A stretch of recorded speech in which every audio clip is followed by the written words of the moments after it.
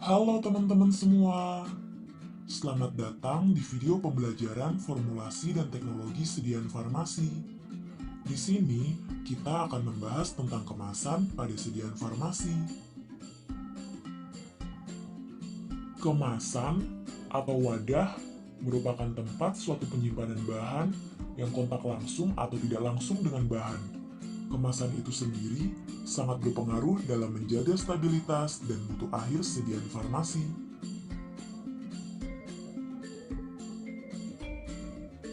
Apa sih fungsi kemasan itu?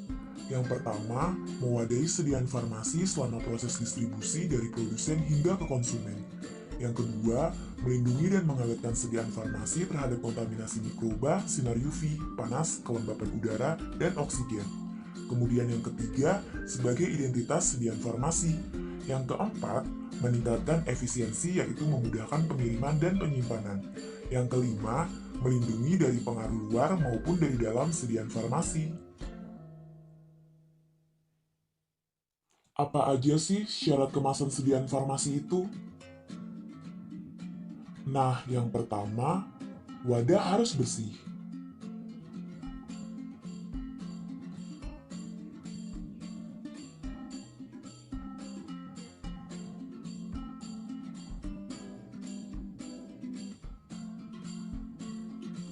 Yang kedua, wadah dan tutup tidak boleh mempengaruhi bahan.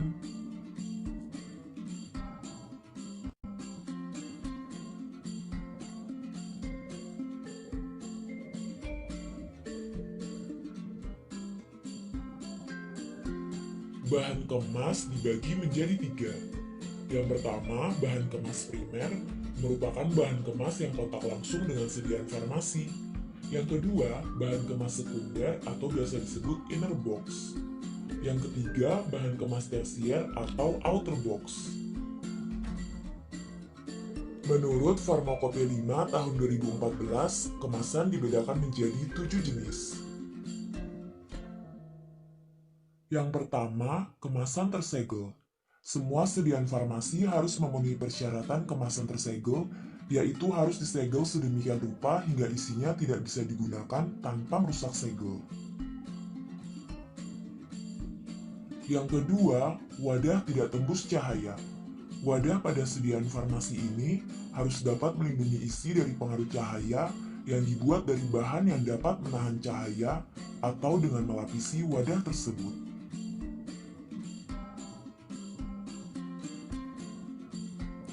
Yang ketiga, wadah tertutup baik. Wadah pada sediaan farmasi ini harus dapat melindungi isi terhadap masuknya bahan padat dan mencegah kehilangan bahan.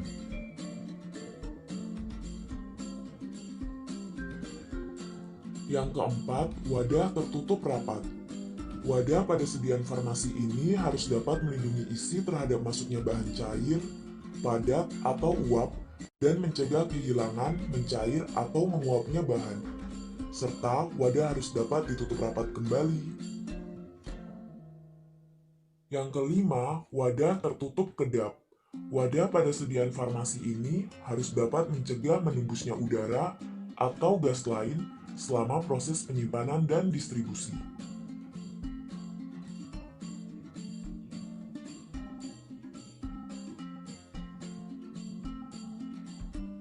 Yang keenam, wadah satuan tunggal. Wadah pada sediaan farmasi ini digunakan sebagai dosis tunggal yang harus digunakan segera setelah dibuka.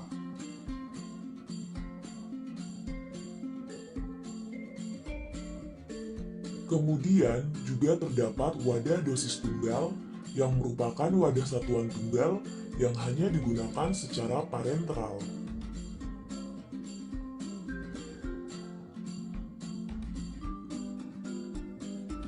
Selain itu, ada juga wadah dosis satuan. Wadah ini merupakan wadah satuan tunggal yang hanya digunakan bukan secara parenteral dalam dosis tunggal langsung dari wadah. Kemudian yang ketujuh yaitu wadah satuan ganda. Wadah ini memungkinkan dapat diambilnya isi beberapa kali tanpa mengakibatkan kerusakan sisa zat dalam wadah tersebut. Ada juga wadah dosis ganda, yaitu merupakan wadah satuan ganda yang hanya digunakan secara parenteral. Wadah gelas dikategorikan menjadi 4, tergantung pada bahan kimia gelas dan kemampuan untuk mencegah peruraian.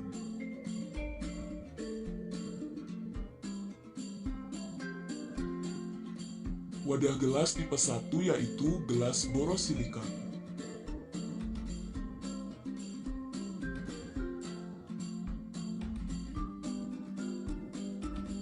Wadah gelas tipe 2 yaitu gelas natrium karbonat yang diolah.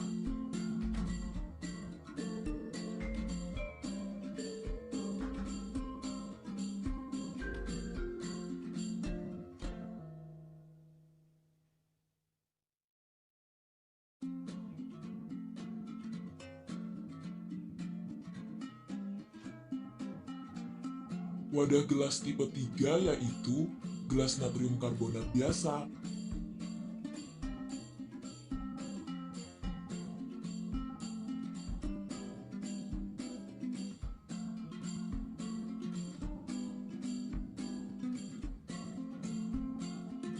Wadah gelas tipe 4 yaitu gelas natrium karbonat untuk penggunaan umum.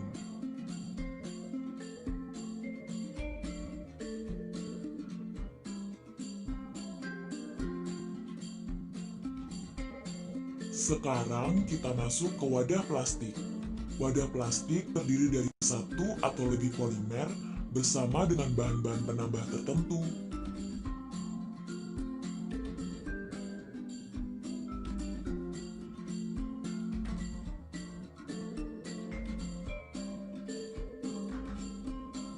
Kemudian ada juga tub yang dapat dilipat yang terbuat dari logam.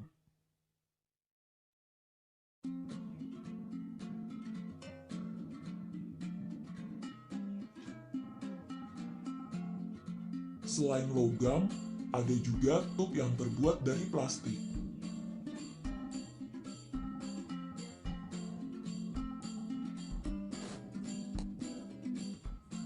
Sekarang kita masuk ke bagian terakhir, yaitu tutup kemasan.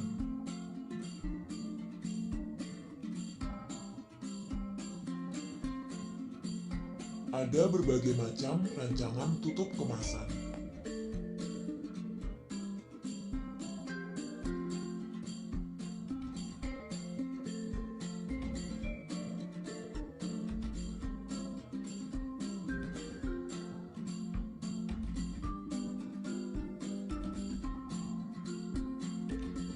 Sekian dan terima kasih.